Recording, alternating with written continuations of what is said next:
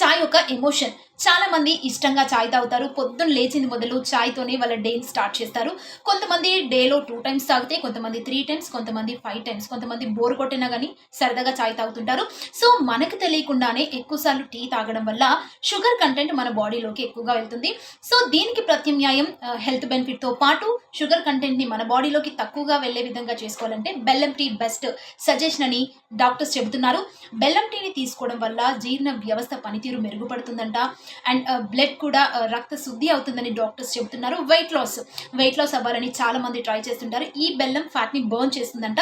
So weight loss అయ్యే వాళ్ళకు కూడా ఇది హెల్ప్ అవుతుంది. స్పెషల్లీ డయాబెటీస్ పేషెంట్ వాళ్ళు వితౌట్ షుగర్ తాగుతుంటారు. సో అలాంటి వాళ్ళు ఒక మోతాదు ప్రకారం ఈ బెల్లం టీని తీసుకోవడం హెల్దీ అని చెప్పి వైద్యులు సూచిస్తున్నారు.